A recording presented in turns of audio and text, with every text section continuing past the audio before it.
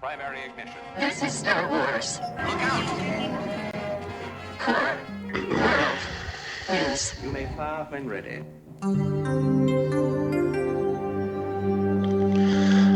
the bright center of the galaxy, I'm Grex Kondak, and you're listening to Core World News, your whole-net news service providing in-depth coverage of the latest stories for every sector of the galaxy. Now for your news segment rundown for March 12th, 2023. Fistful of Beskar. 99 problems, but a bad batch ain't one. We now go live to the CW newsroom to join your host, Ben Granted Adam, for the review of Chapter 18 of The Mandalorian. All right, thank you very, very much, Grex Kondak, and welcome to another week of Core World News, a live podcast that posts on Monday mornings or Sunday nights. Whatever. Yeah, anyways, I hear it's a great show. Yeah, it's a great show all around. Y'all like Star Wars? So do we. And what a week we had if you are a hardcore Star Wars fan. Holy shnikey bags. It was ripe like Bunta Eve this week. Yeah. Hey, guys, remember we spent the last episode laying out exactly what was going to happen in the rest of Season 3 of The Mandalorian? They are not going to get to Mandalore until the very end of the season. Wow. Absolutely not. They're definitely going to go fix, what's his name, IG-11, because IG-11. he would never just get another thing. Like, they just head-faked us so hard in that first episode. I love it when they do it. I love it so much. Whenever I'm wrong with my predictions for Star Wars, like 99 times out of 100, I'm very happy that I'm wrong. Yeah, absolutely. Yeah. It's like I comedy. think I talked about bioluminescence for like 9 minutes last podcast, and I also thought it was going to be a joint bathing of both Grogu and Mando, but no, just Mando and Bo. Bo jumps into it, so that's a good point. I knew she jumped in, but I didn't even think about the significance of that. Yeah, right, and we'll get into that. I think that's huge. Yeah. That interpretation is going to be really important in this pod, so can't wait to get there. So do you want to start somewhere? Obviously, we're going to start with Mandalore episode 2. Do you have a summary there, Grant? A summary. So season 3, chapter 18, The Mines of Mandalore. After purchasing R5-D4 from Peli, Din and Grogu travel to Mandalore to explore the mines below and locate the living waters therein. After an air sample readout from R5 shows the atmosphere is breathable, Din and Grogu leave the jagged glass surface of Mandalore and descend down to the abandoned Sundari Civic Center and cave systems below. While exploring the long abandoned passages and walkways, now filled with Alamite ambush parties and winged reptiles, Din is suddenly ensnared in the metal underbelly of an insect-like mech, driven by a ghoulish, one-eyed cyborg reminiscent of General Grievous. Using the Force, Grogu attempts to open the cage holding Din, but causes a loud noise, drawing the aggravated gaze of the Cyclopean cyborg. Grogu narrowly escapes and flees back to the surface, boards the ship, and travels to the nearby world of Kalevala to alert Bo of Din's capture. Bo-Katan and Grogu return to the mines of Mandalore, and using the Darksaber, Bo is able to dispatch the cyborg and rescue Din. Seeing Din is still determined to bathe in the living waters after his painful encounter, Bo leads him to the entrance of the old Beskar mines and pool of living waters just beyond. As Din wades into the water and begins to recite the creed, he suddenly plummets below the surface and falls hundreds of feet toward the murky bottom. Bo immediately jumps in after him and uses her jetpack to lift him to safety. As they rocket back to the surface, Bo glimpses a creature of legend and symbol of her people, the fabled Mythosaur. The end. Unbelievable. Nice summary there. Great job. Thanks, guys. So Mythosaur, I mean, I don't know about you guys, but I spilled my coffee all over myself when I saw that. I basically I just juggled it in my hands and just spilled all over my leg, and I was like, what did I just witness? It was so weird because, Carly's not in on a lot of the like deep lore. So she was like asking about the Mythosaur, and we were having a conversation about what a Mythosaur is and all that. And then I'm like, oh, and I'm like, just wait a second, just watch. By. I guess we're gonna see it. Yeah, stand by. Yeah, I mean they have been dropping hints.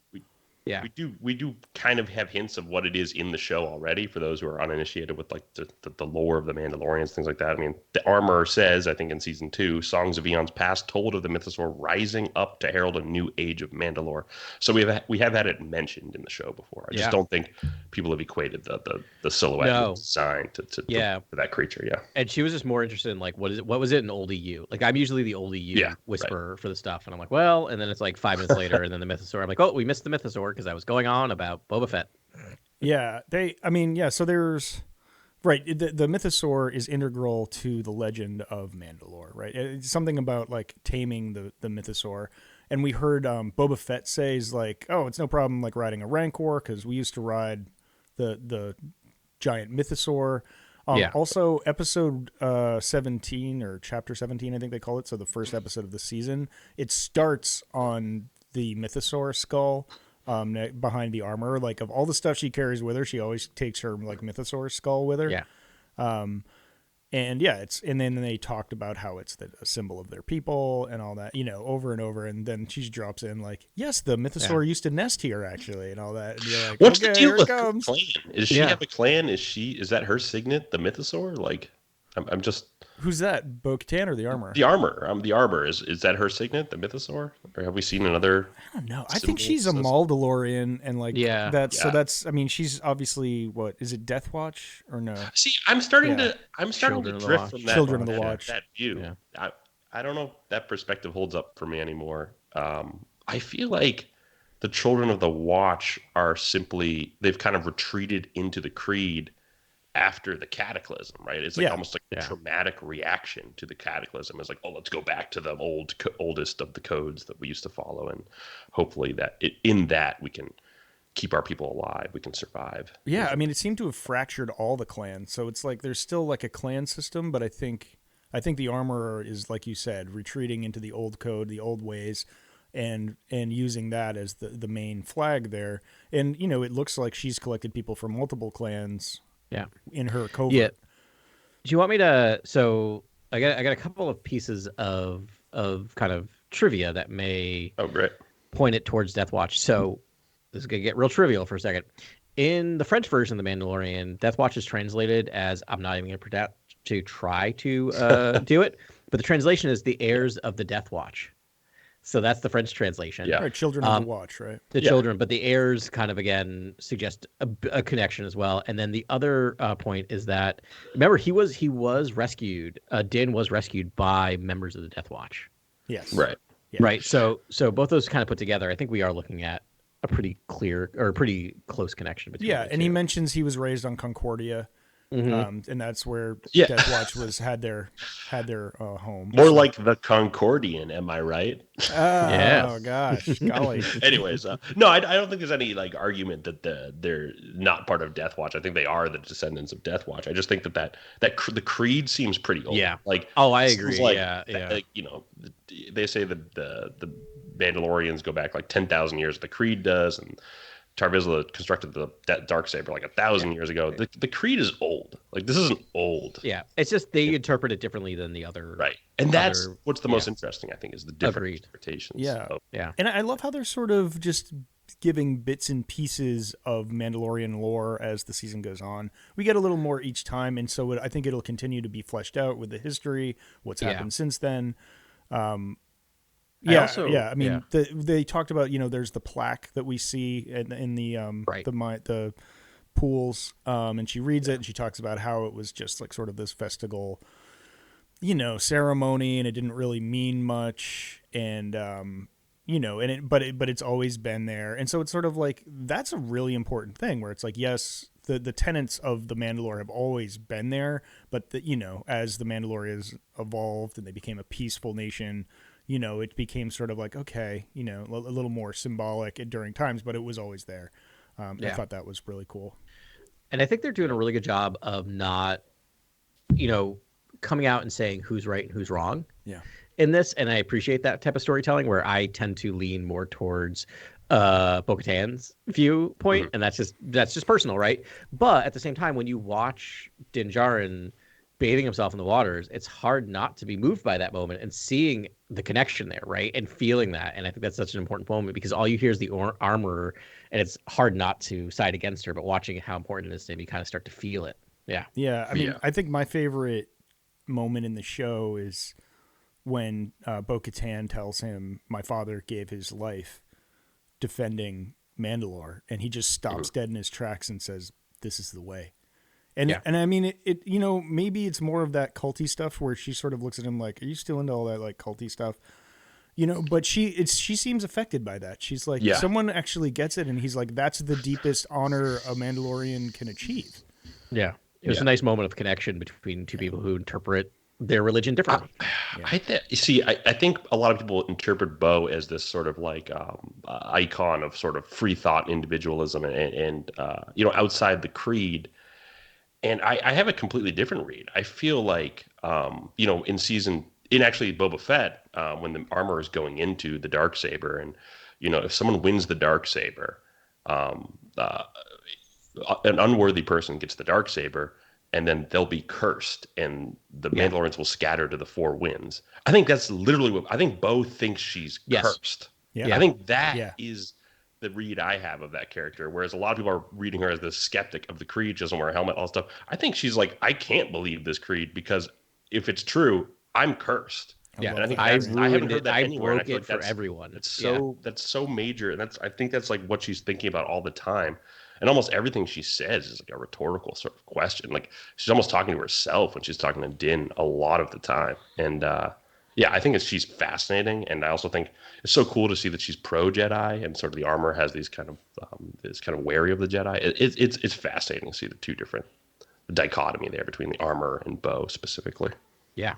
Yeah, really good point, Grant. Because, I mean, that's my headcanon. If you watched that fantastic episode in Book of Boba Fett, and she's talking about them cursing, you're like, well, that makes sense if you've watched Rebels and Clone Wars. That's exactly what happened to Bo-Katan. She did not win the Darksaber in battle, and ultimately Mandalore got glassed and scattered all the tribes. So, really cool stuff, man. Really cool. Love what they're doing. I have to think she's going to win it back. I have to think this is a major arc for her to return, to get the sword the proper way and to lead the people. She clearly knows what she's doing with that thing. I was going to say, it's hard not to watching her wield that thing, not to root for her, right? But she's going to do that thing where she's like, there's something I got to tell you about Din. Like when we were down there, like I saw the mythosaur, and it was because I went down there to get you. She's going to associate the mythosaur with him, but like, maybe she was meant to see. I personally think that she was meant to see it. I think this is part of her redemption. And it's sort of like she's not seeking to bathe in the waters, but like we talked about, she bathes in the waters essentially.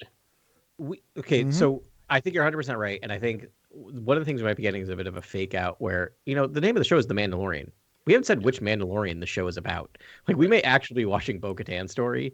And what we're getting is, I think what Favreau's doing is, he's doing hero's journeys within hero's journeys within hero's journeys, and now we're in the midst of Bo-Katan's refusal of the call, right? While we're in the midst of Din Djarin's I have to look back at my notes, but he's further along in his path, right? It's really interesting. Yeah, but there's some Jedi spice that's like poured into that mixture too. Grogu's standing right there. Right? Yeah, and I feel Good point. And the armor in that same Book of Boba Fett episode, Chapter 5 of Book of Boba Fett, she says, Tar Vizsla was a Mandalorian and a Jedi. Yeah. That's well noted. Yeah. And the armor is sort of pushing Din to bring Grogu back to the Jedi, to interact with the Jedi. Is the armor trying to craft this Mandalore 2.0? Like, is she trying to incite this new Mandalore and build this story, this narrative that follows the creed for this character? But it's really Bo-Katan is actually like the Mandalore, or should be the Mandalore, and it's all a misinterpretation. It's all interpretation, and that's what's so fascinating about the show. Yeah, but I mean, I wonder. I mean, if the curse is real, maybe it can't be Bo-Katan. She her actions may have brought about what ultimately brings back the Mandalore, but I don't know that she can do it. I mean, that would be. I mean, they would have to set up a very intense battle between Din and Bo-Katan, or someone else if someone else beats Din. We get a close up of Paz Vizsla. In that same chapter 5 where Mando first shows the Darksaber off to the armor, and we see a nice just shot of him staring at it. Obviously he makes a claim for it, or fights Mando in that episode, whatever. But I could see that rearing its ugly head again later, given that if you go watch Clone Wars, there's so much Vizsla with the Darksaber that it's like, wouldn't he again, maybe when Mando's wounded, he's like, I'm gonna get it, and then Bo can take him out in a real fight. Real fight. Yep. And get it back. You know what I mean? Yeah. So my view, I mean, we should probably talk about where this is all headed now. I'm thinking that they are going to use the existence of the Mandalore to rally other Mandalorians. And I don't know to what end. I mean, are they going to go to the armor? Like, it would make sense. They'd be like, yo, Well, I mean, they have to go to the armor, right? Because Din Djarin wants to reinstate himself as a Mandalorian, and apparently the only person that can bestow that upon him is the armorer. So I think they're going to rally some folks, but it wouldn't surprise me if they're rallying all the Mandalorians they know, if they tapped Boba Fett on the shoulder as well and tried to bring him into this. And I think that could be. I just want to see Boba Fett again because, like, nerdy, like, fan, you know. Yeah. But I think that could be a thing. Yeah. He does have the mythosaur signet on his shoulder or whatever. Sure does. I still think we're gonna get a Boba Fett episode in the middle of our Mandalorian season. I feel like they're trading him off now. I do too, and with our track record, we absolutely won't. Absolutely, yeah, no way. It's not gonna happen. Nope. Should we dumb this down a little bit and just go through some of the beats of the episode and talk about? Yeah, because there's a lot of other I think it's so funny. I think we flipped what we normally do, which is go through it and then talk like heavy stuff. But like this is the heavy episode, so I'm glad we started that way. So I think it called for it. Yeah, I agree. That's what ends in the mythosaur. We got to dive into the myth. You know, it's only right. Also, episode 2 of the season, guys. Like episode 2, we saw mythosaur already. Yeah, it's wild. It's wild. Yeah, I mean, do you want to start us off there? Yeah, there's so many things. I want to go right here. to Pelly's chop shop. I want to get into it. Okay. Where she's just hustling some Rodian, just like straight hustling him. Yeah, that Rodian's incredible. By the way, some of the reacts from that Rodian are amazing. When he first hears how long it's going to take for her to look up the speeder, it's like might be one of the best sort of alien reacts in all of Star Wars. Like I love it. It's great. So good. All her lines are just bangers in that scene. Like she is just like everything she says is incredible. Yeah. No chance cubes. Yeah. Still purring like a Nezzle shrew. Yeah. I was like, how can we describe the sound effects behind the N1? I'm like, she's great. It's about right. I will say, full honesty, having known how much I love this episode, man, when this episode started, I was arms crossed, harumphing about it. Because I'm like, first of all, I'm like, Tatooine will do that to you. Tatooine again, and then we'll talk about the whole R5 thing. I just want to hit my reaction first. This felt to me of like, please make the universe bigger, not smaller. Yeah, like it felt like almost the wrong type of fan servicey, but the way they utilized him and everything else, I was fine. Like I will say, this episode, I loved this episode, but it started off the fact that I was so high on it at the very end with how I started is really shows how strong this episode was. Yeah, I mean, I think it's kind of constrained by Din Djarin's external network, and we're constrained by just what we've seen so far. I've been watching a lot of Linda Hill classes here, Grant. That's for you. But the strength of the external network, he only knows a few people. Collective genius. Yeah, he's always been a lone wolf, so now he's like, okay, he's starting to have allies, but they're few and far between. It's Grief Karga, Boba Fett, and Peli Motto, and like that's kind of it. And Cara Dune, he's like a boomer looking for a bare bones phone in like the age of smartphones. Yeah. Like it is the beginning of this episode where he's like, I need this part for an IG unit. She's like, whoa, like, they don't make that anymore, and why? Yeah, he's just like, and then obviously he gets R5, and like that was. I thought that was. It's interesting that it's like it does feel like a little bit too much fan service in that it's like that's such a prominent droid in New Hope. Yeah. Like major story beat in A New Hope involves R5.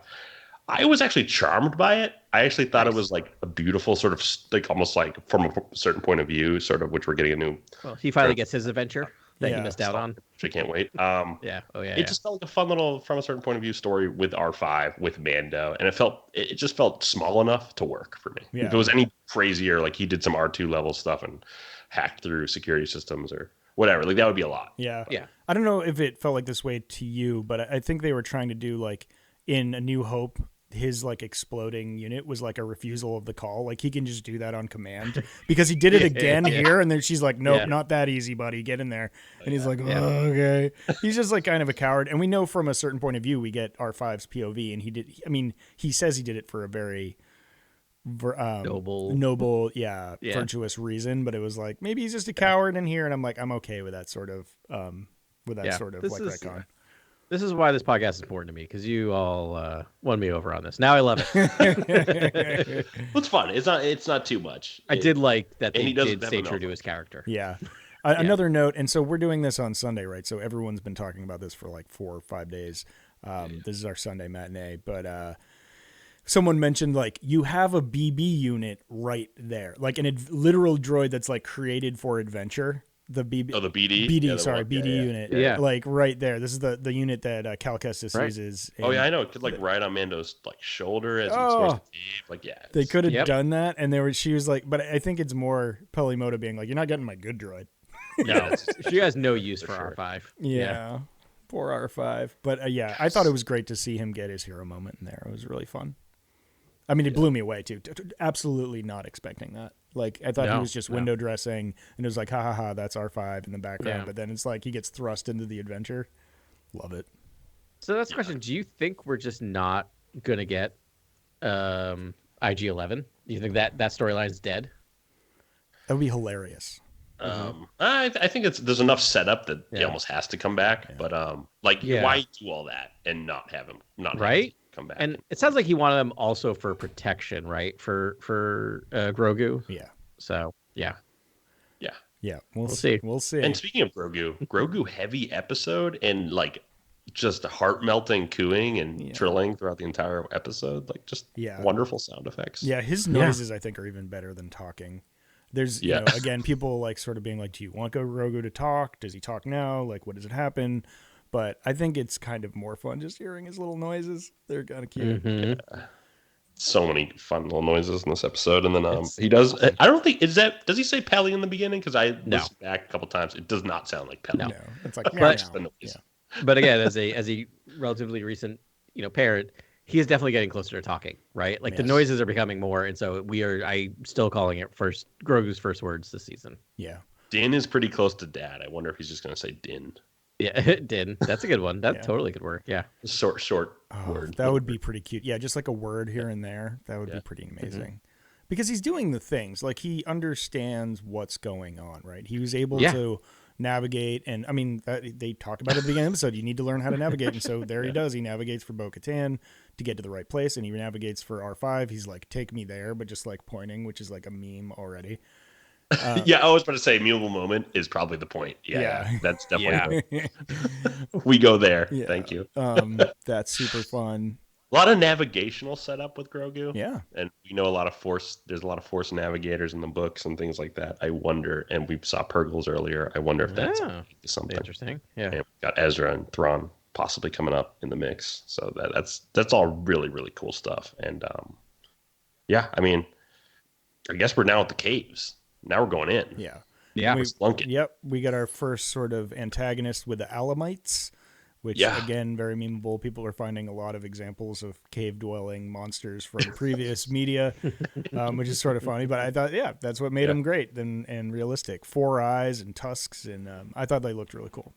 The eyes were kind of greenish, like the actual glass on the surface. I wonder if there's some sort of biological. Well, they're endemic to Mandalore. They're from there, but they had always been sort of like held out by the cities and walls. I wonder if they've adapted to the new environment or whatever. Yep. Yeah, very, very cool design, practical, which I really respect and love. That first fight scene and the bow fight scene, and I thought those were both fun.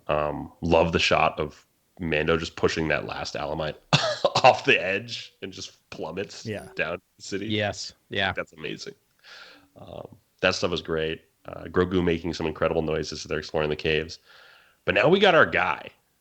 We got probably one of the greatest horror characters of all time. Yeah. This is my favorite monster I've seen in The Mandalorian for sure. It really ranks like maybe top 5 in all of Star Wars. I am in love with this dude. Yeah, the design's incredible. Yeah. This character. Didn't see this one coming at all. Really creative, really inventive, so fun. Straight up horror. Yeah. The eye. I love his layer too. Like, he also just seemed like a free. The one thing there was, I mean, there's really no nits I want to pick here, but it's like there's the one moment where he does just like take Din's blaster and takes the Darksaber and throws it on the ground. I feel like it could have been fun if he held the Darksaber for a minute and like just, made a few remarks in whatever language he's speaking and then sort of like put it aside or something.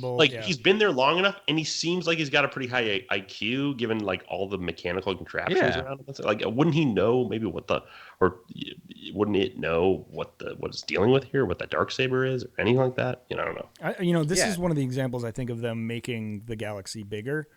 Because it's just like, well, this place is totally fallen to Pudu, right? This planet, and it's like it just like, well, and now there's this thing. What even is this? Like it's just overrun with dangers. And I love it. You know, there's the reptavian creatures that are like sort of attacking from the walls. They're like reptile bird things, Right. And you know, and it just made it feel bigger. So, you know, maybe it's just someone who just scrapper and just like found a place to get some stuff. I don't know. Maybe he's doing something with a Beskar. Like, I don't know. Yeah. I just thought it'd be a fun eye-widening moment for that guy. Yeah. Literally. Yeah, literally. Yeah. Yeah. But no, it would have been funny to have just kind of a look at it. Like, Yeah. It's a curio. I just thought of some that one type. shot was maybe missing. That was it. I was like, is that missing? Like, I think it might be. I mean, like it could have created some. I don't want to trigger any of our listeners, but you could have a callback from to episode 8 where he looks at it for a second and then just throws it over his shoulder. Yeah. What's this piece of junk? A fun, Luke throws the saber on his shoulder. I know. Or I mean, obviously there was some Grievous homage there. He could be like, another one for my collection, but it like didn't even have to say it in like basic English. It could just have been like, and like throw it next to a bunch of lightsabers. Exactly. And what's interesting on Wikipedia, I'm not finding a name for it. Anything. Like they're not even putting it under like sentient beings, anything. Like there's no name. That's the other thing that's fascinating is to get this far. Like we're almost a week out. And it's still just not named. It's nothing. Yeah. I love that. We never see the outline of the body of the little critter in the mechanical helmet or whatever. Yeah, and it could just be a brain and an eye is like all that's left. Yeah, just give us his spin-off show. That's all I want. I just want an hour of this guy doing his thing. Yeah. What's he been collecting down there? What's he been doing? How much plasma has he harvested? I guess he has to live in the plasma instead of the blood, so he has to harvest that. Yeah. Yeah, scary, spooky guy. But cool to see Bo. Awesome when Grogu tries to get Din out, and then Grogu has to escape, and he does the whole like jump down the fire escape into your car and drive away from the coppers or whatever. Like, yeah. But they somehow animate that in this wonderful little bat. It's just sequence. They're doing such a good job of like going from like how like fragile he seemed in season 1, right? And just this, and now just like you said, fully competent, like understands, may not be able to communicate yet, but like getting a lesson and then being able to put it into action. Yeah, that was great stuff. Then we got the escape from the planet, pointing to the star map, gets to Kalevala, warns Bo. That scene was kind of strange to me, given that like Bo doesn't see anyone in the N1 and is just like shouting at nothing, and then like the Grogu pops up, and I'm like I know Din's not there. Like yeah, it's clearly an emergency happening. It felt very like it was written that way, and then they shot it, and it didn't like adjust to this doesn't quite work the way it should work. Because I had the same thought. Bo-Katan right now feels like almost like a Vader-esque character, where it's almost like it says a lot. Like saying less would say a lot more with that character. Yeah. Like she stands at the window and she's like, now I've really got to get rid of this guy once and for all. And I'm just like, do you need that line? Like, just staring out that window just like stomp out there. Needs. Yeah. I almost feel like they've done a lot of that already, that they kind of want to inject more lines, but But they needed to say it too, because it's quite a flip that Bo takes. She's sort of like, get out of here, all is lost. I don't want to deal with you. And then she sees it again, and then but like I guess it's Grogu that sort of melts her heart. And she's like, he needs you. And it's like, how do you say no to Grogu for anything? Right. That's all I can kind of deduce myself as far as why she flips and decides to like then risk her life to save Din Djarin several times and saves him at least twice, his life twice. In like, you don't think that it? Yeah, you go, Adam. I'm going to give you credit, so I might be saying what you're about to say, but I think part of it goes to Grant, your thoughts about Bo-Katan is that like as much as she's reluctant, she's really looking for redemption, right? And so it's a hard thing. Yeah, so I feel like it's easy for her to like do that because she doesn't think twice when she grabs the Darksaber. There's no moment of her being like, should I touch this? Should I not? She just gets it and uses it, right? Like, yeah. And I have to think she thinks it's just it would be another transgression against the creed for her if this devotee just dies out there somewhere. Yeah. You know what I mean? Like, and she sent him there. Like, this would be another failing on her part in relation to the creed. You know what I mean? And so I think that. Again, I think there's all these little hidden little nuggets that it's like she actually does, want to follow the creed and want to be redeemed under the creed, but she wants to do it her own way, and she wants to, and somehow things are aligning. Somehow things are aligning after meeting Din Djarin, which is really interesting to me. And I think the Force could be at work there or something. I think that's where the Jedi element, the Tar Vizsla sort of Jedi element, might be coming. What are Din and Bo's fate? Maybe they're intertwined. Is there perhaps? a romance angle there? Yeah. Is there more? Could more happen down the line? Like it's pretty interesting to me. That's what I was going to bring up next. Is like the sort of TMZ core world news here. Who's shipping like Bowden Kantajarin? Like Bowden Kantajarin. Yeah, who's shipping on that? Because I feel like, I mean, she respects him. He helped her, and for all she's like, ugh, are you still a crazy cultist? I think she respects him as a person and what he's doing, and he's raising the kid, and he's like, he fought for her, and he got her a lot of, he did everything she ever asked of him, and then including like really sacrifice himself trying to get that warship from in season 2. Yeah. Right. So. Yeah, I wonder. And then after the thing about her dad, and she's just like, and now that like the things he's talking about are sort of coming to pass, and like Grant saying, like, there's a glimmer of hope in her life now. But I don't know. And they're opening up to each other. They're talking about each other to each other. Like part of me is wondering, like, do we get a old trope of stuck in an elevator together, right? Yeah. Where you get the two characters stuck together and they have to spend that, or we're gonna get the musical where they sing all their feelings. But I don't think we're gonna get that. Yeah, I almost made Ben spit his beer out. Beer, that's seltzer. Sorry. It's Sunday afternoon. Seltzer. I wouldn't possibly. No, I am. I wonder if she thinks Din is the Mandalore, but in actuality, it ends up being her. Yeah, and that's sort of the narrative and how that, and the narrative sort of arcs in that path, basically, which is like she thinks he might be the next Mandalore, but when you really think about it, she saw the Mythosaur, he didn't. Right. Things are aligning in her favor. Okay. Really. Okay. So there was I want to talk to you about this because there was a scene, and I again, this is the benefit of doing this 4 days later, when we see Din Djarin on the bottom of the pool, and we're using her light. You can see the Mandalore next to him. The beast, the Mandalore next to him. No, this is the Mythosaur. The Mythosaur. Sorry. I was like, what the? My brain's melting. Sorry, the Mythosaur. Oh, is it really down there at the bottom? Yeah, you can't really see the eyes, but you can see the texture of its body.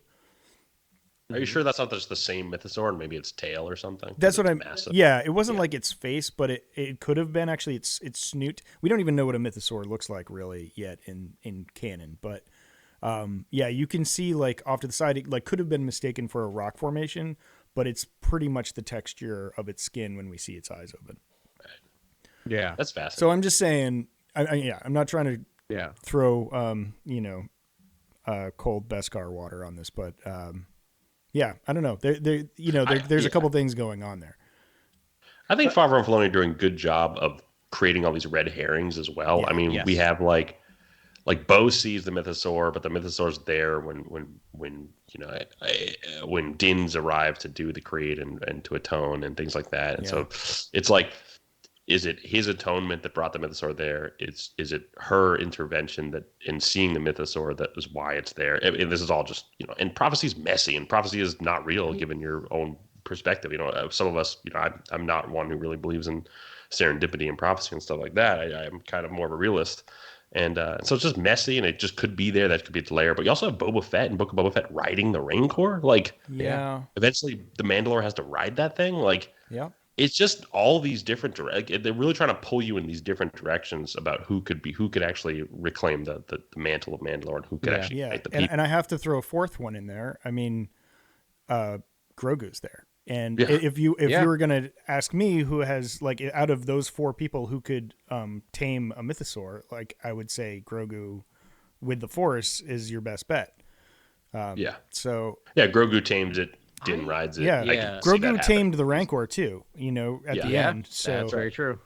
Part of me is wondering, like, they love like Star Wars loves their master and apprentice storylines. Mm-hmm. They love mirrors, right? And so we have the armor and Paz Vizsla, right? As this, I was gonna say dyad, but that means a whole other thing in Star Wars. We'll call them a duo. The duo.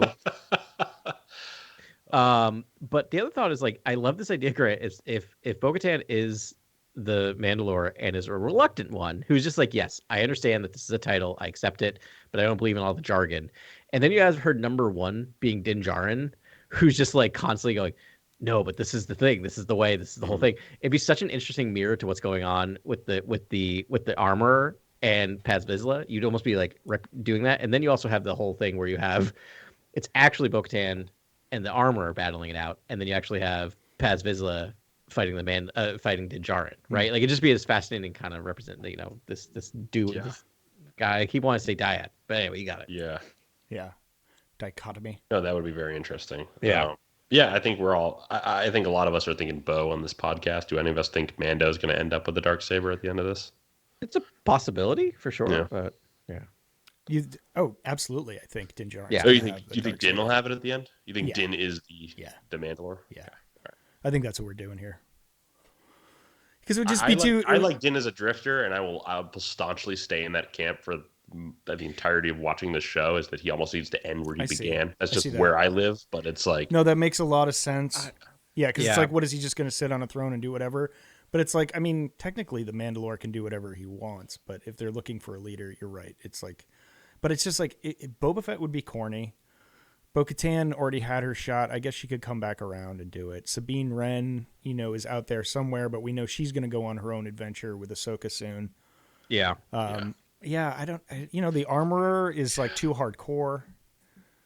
I don't know. Right. I have to think the end of this show is everyone taking their helmets off and being like, we don't have to hide anymore. Yeah. Yeah. Yeah. Like that's the end of this show. I think so. I can't see another ending other than My that. my only thing against that is Pedro Pascal is quite busy as an actor, and if you want to keep him on, I think the idea of having him keep his helmet on for as long as possible and just being able to do voiceovers. Sadly, I think that might be the end, though. Honestly, the very very end. Yeah, and then sadly. Don't worry, they'll be. I'd love to be wrong. Again, this podcast, all of us on this podcast, we'd love to be wrong because we love to be surprised and all that kind of stuff. But I could just see. There's a lot of comments about the Mandalorians shouldn't be hiding in caves or hiding in tunnels and being underground. Yeah, they're supposed to be above ground. They're supposed to be warriors in the light. Mm-hmm. I think something at the final. I think the end of this entire entry might be like, we don't have to hide anymore. We're now warriors again. Spirit's back. Yeah. Yeah, and Din's also giving us a lot of like, this is what it means to be a Mandalorian, and as he's teaching Grogu, and it's sort of like you need to be a navigator. You need to know your way through the galaxy. You need to, those are all things that like, I mean, maybe the Mandalore doesn't sit on a throne and give commands. Maybe he does whatever he wants, but it's just like used as, as a person who brings people together. Maybe he's just a uniter. That could be his whole thing. And maybe the rest of it is him finding new Mandalorians and different sects and different scenarios. I mean, that could be a pretty fun adventure for him to go on as well. And every time he has to be like, yeah, I'm the Mandalore actually. So, and I'm telling you, this is going on. So if you ever wanted to be a part of what Mandalore is, fall in line or whatever that is. Or if Mandalorians, as they come into the light, face a new threat. It could be someone else. It could be the Chiss. It could be the remnants of the Empire. It could be the First Order. It could be all these sort of other people vying for power in the galaxy that are afraid of Mandalorians. I don't know. There's a lot of ways that can go there. That would be fun. My final sort of deep exploration in this culture is like, I find that the armor in Paz Vizsla and the group of the Children of the Watch, like there's a violent nature to them. When they talk about Gideon in that, again, Chapter 5, Book of Boba Fett, when Mando brings up Gideon, Paz Vizsla's like, did you kill him? Like, death would be justice for someone who's killed so many of our people or whatever. And the armor is like, yeah, he should have died. Death should have been his price. And it was just like, they're pretty violent. And I think like the thing about Grogu that we've been seeing all along throughout all 3 seasons is he's fascinated by all life. And there's kind of the Plo Koon, like Clone Wars level, like the Jedi believe all life matters. You know what I mean? Like that idea. And I think there's the sacred warrior, I think, is someone who basically like respects life, but takes life. That is kind of what I think the Mandalorian creed is all about. Totally. But it's gone now. There's one faction that's very violent and has all these sort of like warring tendencies, and then you have Bo-Katan is just totally disaffected and disenfranchised by the whole thing, and then And then you have Din, who's trying to find his way. And with a Jedi, he's going to be more respectful of life and sort of, I think, be more centered compared to the armor and Paz and that whole group, who are just cycles of violence. I can just see that just leading to cycles of violence and being just awful. That whole, like, the zealotry, that religious zeal can oftentimes lead to just like horrific violence. And I think that's, and the exclusionary nature of the armor, and sort of like, she only looks out for Mandalorians. Like, everyone else doesn't matter to her, and like they should die, and like it's just like, if they're not wearing Beskar armor, they don't matter to her. Pretty much. Yeah. That's at a certain point. It's not a good way to lead. No. She's like, but she's a, she's a blacksmith. It's like, she's a blacksmith. I mean, she only respects the sick threads and armor. Yeah, she's like, you have no swag.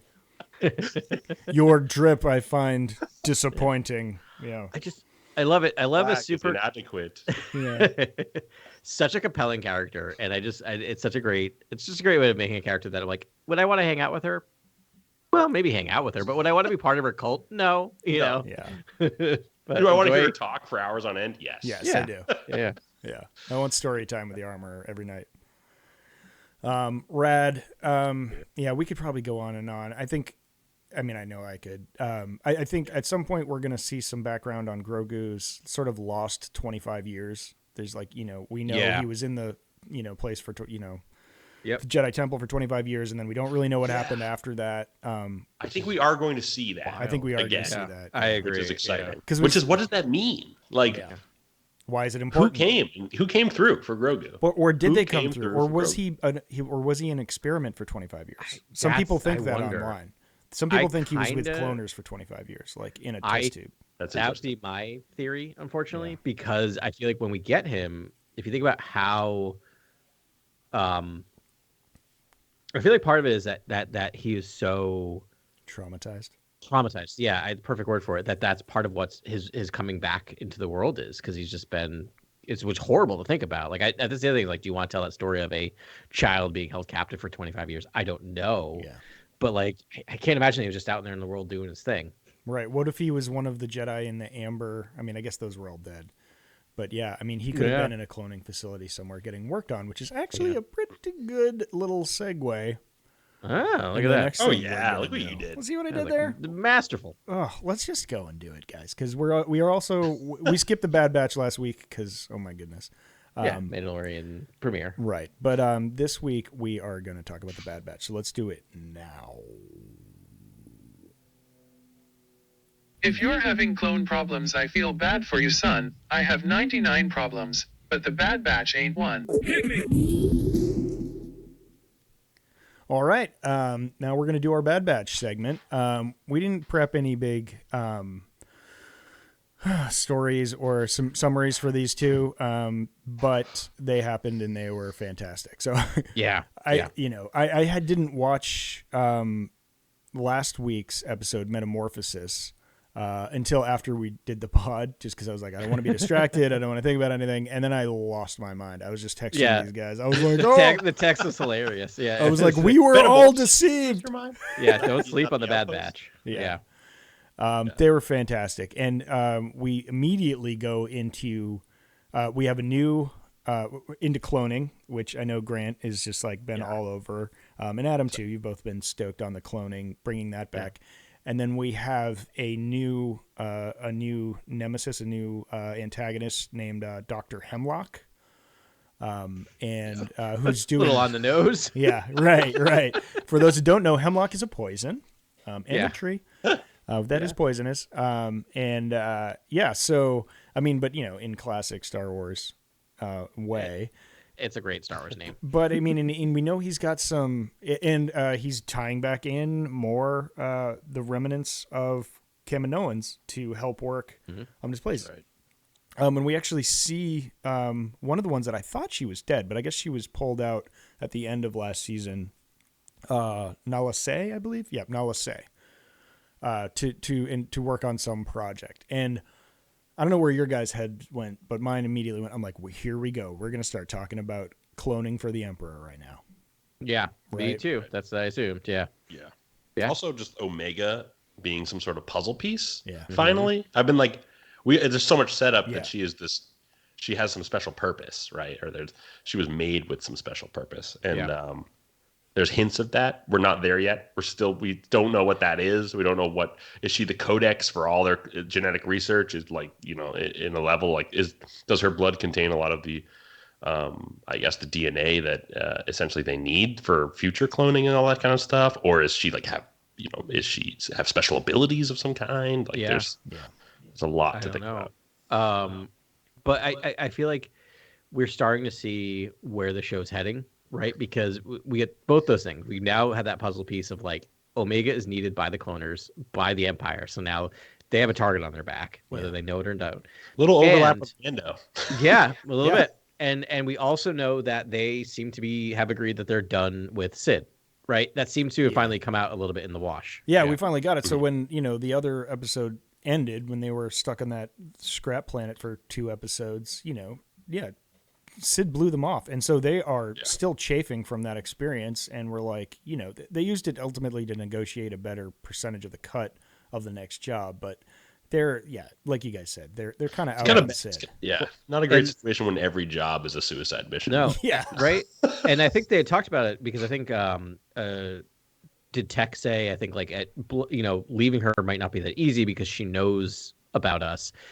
And they're like, and that's when he was justified like maybe one more job to kind of smooth things over. Right. And I mean, plus you have the Empire going after them. And once Sid knows that the Empire is looking for them and will pay a hefty fine, she will flip on them. You think? Oh, immediately. Okay. Immediately for like $10, she's gonna flip on them. Really? Yeah. Because I mean, when we were That's introduced to Sid, she seemed like she was no friend of the Empire's.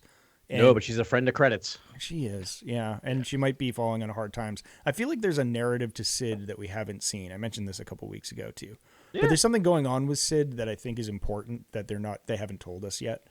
But either she's like running out of credits or running out of life or running out of something. You don't think they want to create disease with Sid right now, and then later on she comes through for maybe Omega after Bad Batch are wounded, or you take a prisoner and Omega has to call one person in the galaxy or something like that? Yeah, they might pull. what I mean? They might pull Lando with her. I don't know. Right? I don't see any redeemable qualities to Sid whatsoever.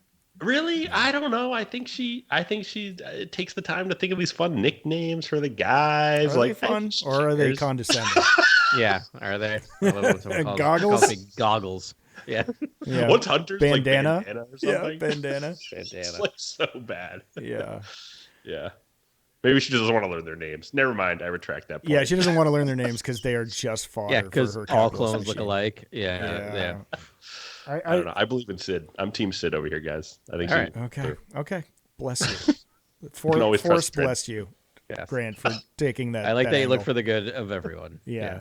They're definitely not hissing reptiles in private. They're totally trustworthy. Totally trustworthy. We just see them with pirates and bounty hunters all the time. Yeah. Or hunting, Wookiees or doing terrible stuff. I like that they don't shy away from that, though. They're like, no, the Clatoonians, they're kind of terrible. They're like, most, what are those things called? All right, never mind. I'm forgetting about it. I'm having trouble pulling the ones with the horns on their face. Weequay? Oh, no, Weequay. Yeah, poor Weequay. They get lumped in them, too. They're always pirates. It's sad. Nikto. Nikto. Yeah. Yeah, there's a lot of Nikto pirates and that sort of stuff, too. Henchmen. Anyways, I believe in Sid. Okay. I hope she's going to come through. All right. Okay. But, So they go to find a starship, and then we get like this awesome alien sort of homage, hunting some sort of beast in the starship, and sure enough, it turns out to be a baby Zillo beast. Yeah. I love it. the one we saw during the Clone Wars? Yeah. I mean, Yeah. well, I mean, it can't be the They same. say one, that right? explicitly in the show. Yeah. No. Right. Yeah. But yeah, they do. The one that attacked. All right, Coruscant during the end of the Clone Wars. I'm like, thanks for. Why didn't you cite an episode number for us? But it just, yeah. Right. I love that they were able to do an Aliens plus a King Kong homage at the same time, and I'm like, or Godzilla. I'm like, that's great. Like, everything. Yeah, the Zillo Beast was a fun episode. If you haven't seen it, you should check it out. But yeah, it was like a Godzilla / King Kong episode in the Clone Wars. And these creatures just eat energy and just get exponentially bigger the more they eat. And so when one attacks a city and there's a lot of energy, you can see where it goes. And I forget, I think, was Anakin the one that killed the last Zilla Beast? I think it was. Like, they had to have Jedi in there to... I forget actually what happened to that. I was trying to remember too. Or Obi-Wan, It's a like 50-50 shot of Anakin or Obi-Wan. So. Yeah. but I don't even think they killed it. I think they did kill it, and I think they were just like, it was a shame. Like, they were like, you should. But didn't Palpatine want it alive or something? I forget. Yeah. Wasn't Palpatine heavy in those episodes? Yeah. And so that's where I hope they're going with this, is that Palpatine thinks he wants to gene splice like the Zillo Beast into his clone so that, he just gets more powerful. It's that dark science. He's got to use the Force lightning on the clone babies to grow them stronger. Right. Right. And they need the genes from the Zillo Beast to withstand this. Just joking. I don't know. No, I'm on board 100%. I'm like, yes, everything you're saying is exactly right. That's what you're I like, think. this is how my head works. Yes. This is how my brain. Well, no, it makes sense, right? I mean, it's a project by Palpatine's cloners, and they need this thing, and the time's auspicious, and I think he's part of the Zillo Beast is part of the next, Palpatine 2.0, whatever Palpatine thinks that is. So, so that was kind of interesting. They ended up capturing it again. Or it's like the great line from Omega is like, they're not trying to kill it. Yeah. They're going to take it. Yeah. And I was like, whoa, yeah, that ship has some giant claw arm. Yeah. Yeah. Yes. And then it is revealed to Lama Su's coming by, and then he's like, yeah, we need this thing. And they're like, you need Omega. Yeah. I think we get the planet where the major cloning operation is happening. I think it's name checked in this episode. Mount Tantus. Or the actual planet as well. Does that get a name? I think it does. We'll look back. Wait, it if definitely does. If it's Tantus, that's Tantus is the planet. No, that's true. That's pretty. It's Mount Tantus is where the so they don't name the facility planet. is. I thought they named the planet. But let me look and see if that's a pretty important planet. That's a very. It's on the planet Wayland. Wayland Yutani. The alien references just keep coming. Yeah. Is it really? That's amazing. I don't know if I like that. I love it. I'm on board. You're on board with references in general? Yeah, it's references. That's all. I'm everyone else, Adam? Okay. You're pro Sid, I'm pro references. I'm into references, by the way, guys. Anything for a chuckle. Anything for a guffaw. Yeah. And then I love that. That's a cool planet, like a forested jungle world of some kind. Yeah. Yeah, it's kind of cool. Yeah, Wayland, so you can see that one. And so that's where it goes. And then... so that's that episode. Anything else you want to tie up on that episode, gentlemen? Because I want to move on. I think it was a creature feature, simple. Yeah. Sort of creature. Yeah. But so. I did think all of the cloning stuff was exciting, and obviously you're right. It was a creature feature, but it's cool to see our guys do their things. Yeah. I mean, I will just say that Mount Tantus again is like all about cloning in the old EU and with Thrawn and all that stuff. Yeah, that's where the crazy Jedi clones are made. Where Luke was made. I don't know about Luke, but Sabaoth. Yeah. I can't think of his name, but yeah. So it's pretty huge. And by the way, just I just want to mention, it was on Wayland all the way back then. Oh, really? Wow. Yeah, so that's fascinating. So they don't know when they were writing this, they decided like, Wayland makes me think of Wayland Yutani. Let's just throw in an alien reference. It's such a weird working their way backwards into a alien reference. That would not shock me at all. Yeah. That is pretty funny. All right, so very cool. So they're going to be chasing down this old EU storyline and cloning, which we did suspect would be happening. Yes. That we're probably going to see him in live action at some point, because you got to have Thrawn. If you have a Tantus and you have Thrawn, have to put them together at some point. Absolutely.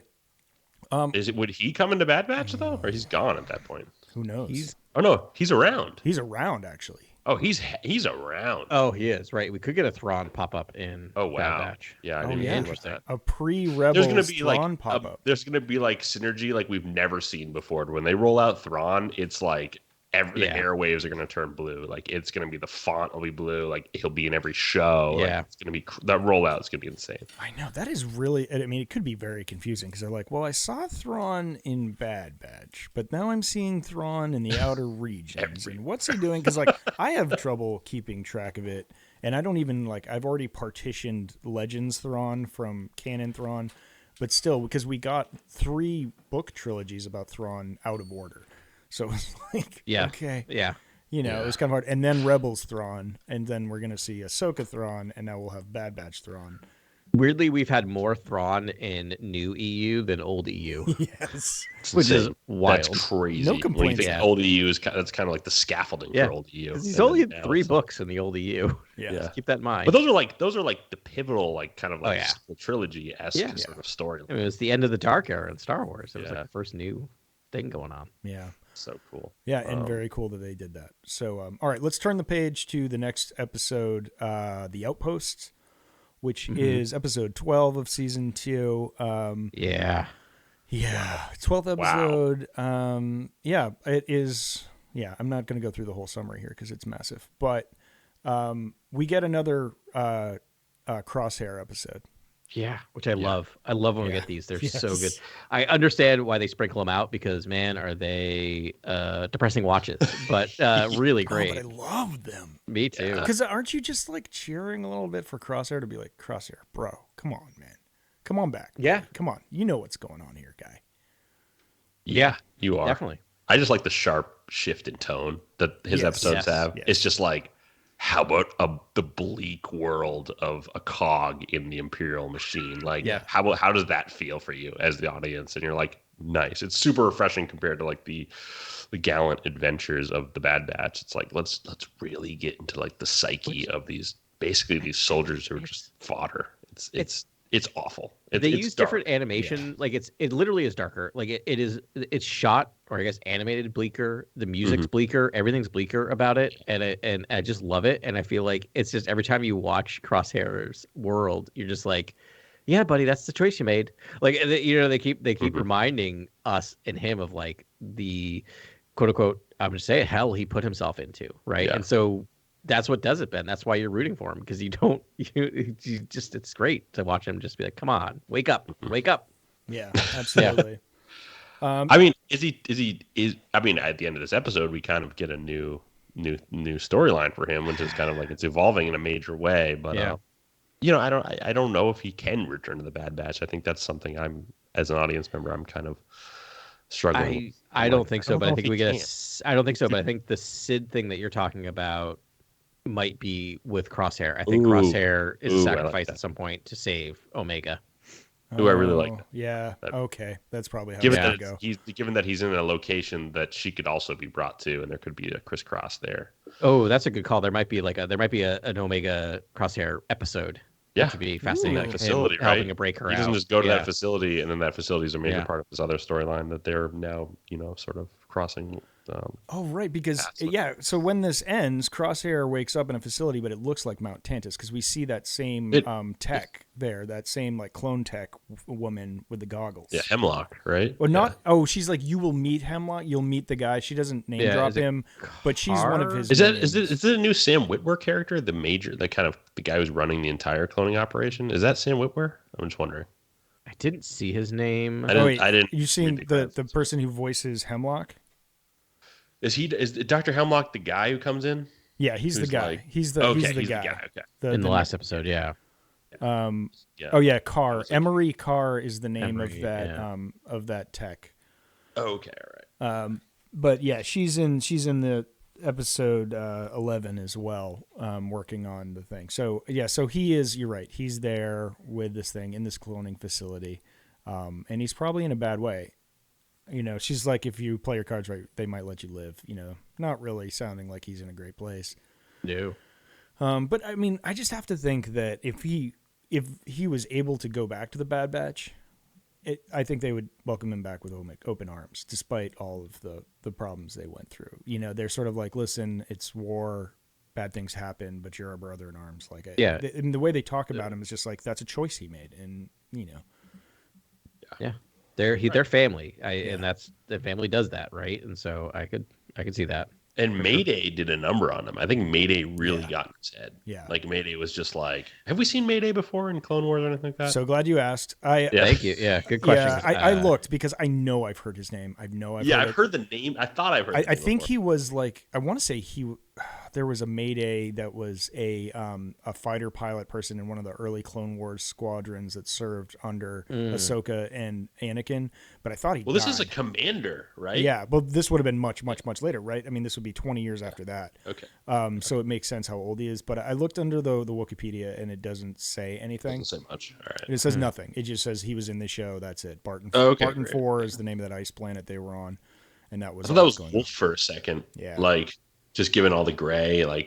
sort of markings on the armor. I was like, oh, is this Wolf? Oh my goodness. Yeah. And like they were in the cold, and I was like, what a fitting end for Wolf is like in the cold. But did his story end in Clone Wars? Do we know where Wolf is? No, Wolf didn't. Wolf ended up in Rebels. He was the one. Wolf ended up in Rebels. Fishing for those dune creatures. That's right. With Rex. Yeah, on that big sand crawler type thing. Much weirder than he used to be. The ATTE sort of retrofitted with the weird crane and stuff like that. Yeah, that was cool. That was cool. This episode was just amazing. Like it reminded me of that episode of Mando season 2, where with the when Mando and Miggs sort of sneak into that facility in that jungle planet, and then they just kill that officer just because that officer is just outright evil, and Miggs wants revenge. Like it just felt like the ending felt a lot like that, which is like, this person, it does not deserve life. Yeah. Like at the end, I was like, this person just no more of this. Yeah. It just ends him. I've actually been getting a really distinct Andor. Like, yes, I agree with you 100% what you just said. I also think I get a big Andor vibe off of all of this. I feel like this is when they were like looking at the like previews. They got the pre-screens of Andor and are like, oh boy.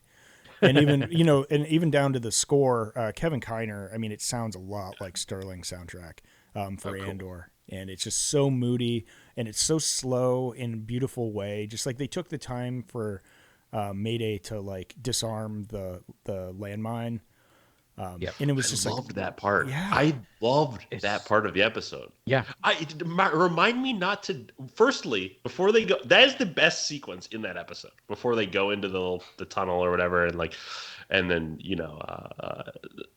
Crosshair says something about like, I don't want to carry any dead weight, or whatever. You're just gonna be dead weight. And then he's like, remind me not to die on your watch. Yeah. And then they get into the tunnel, and who steps on a landmine? It's Crosshair. Yeah. And this guy, bends over backwards to save his life.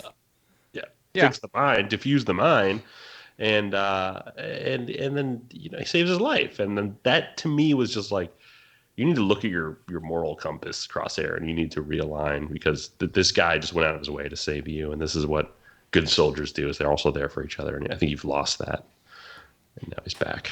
I think there's something about Mayday being like, yes, he's super cynical, but he speaks plain, and he's honest with Crosshair, and that does something to Crosshair where he's like, you know what, this guy's right. About like a lot of things, and I mean, he clearly affected Crosshair in that Crosshair carried his like half dead body across the frozen plains of Barton 4. And then ultimately was like, I don't care what happens next. I'm not dealing with this clown anymore. That's Captain Bragg, by the way. I don't know if you got his name. What was Captain Chad? Yeah, Captain Bragg. Bragg. Bragg. Oh, wow. Yeah. There's a lot of meanings in that name right there. Right. Yeah, when he's like, I want medical. Can I get medical attention for this guy? And then Captain Bragg's like, no, that'd be a waste of our resources. That was really, cold. I think, that was the twisting of the knife right there. I was like, oh my god, this is how much they don't care about you. It's these shows are, again, we talked about this. This is not a children's cartoon, right? Like these shows are not. That's no. But when you have like the main Bad Batch, you can kind of get away with like, there's romping adventures, like you're saying, and fun. But man, when you get these Crosshairs episodes, I'm like, this is like bleak. This is bleaker than anything we've seen on Mandalorian. Like this is like I let my kid watch like the Mandalorian well before she'd be watching like the Crosshair episodes of Bad Batch. Yeah. I love it. I love them so much. Great. It makes now we're getting Mandalorian and Bad Batch in the same week. It's like we do get a full hour and change of Star Wars every week now, and it's pretty nice. Yes, we do. It's good to be a Star Wars fan right now, for reals. Really, really great. Absolutely. It's fascinating just how many people are talking about Mandalorian culture when I was like in high school being like, is this cool to talk about? Like, no one would, I don't think anyone would entertain any sort of Mandalorian conversation, say 25 years ago, but like now everyone's talking about it. Yeah, it's great. crazy. Great It's girl just, like, repellent. everyone's diving into it. Everyone's trying to analyze it. I'm like, really? Because like, Yeah. it's just amazing. It's amazing weird. to see. Weird world. Weird world. All right, awesome. We've only got 2 more days until we get a new episode of both of these series. That's going right. to be fantastic. I have no idea. I'm not even going to read the next episode title because I don't want to know Mandalorian. Nope. I want to be wrong. I want to be surprised, and they're doing a great job of that so far. Yeah. So, thanks very much for listening and watching. If you're watching, Jason's usually probably out there somewhere, Mr. Rosario, and yeah, it's great to keep doing this for y'all. My favorite part of the week. So take care, y'all. You're fantastic, and enjoy Mandalorian Bad Batch on Wednesday, and we'll talk to you shortly after that. And as always, may the Force be with you. This is Grex Kondak signing off. For the latest breaking news, follow @CoreWorldNews on Twitter and Instagram. Thank you, and good night. Remember, the Force will be with you, always.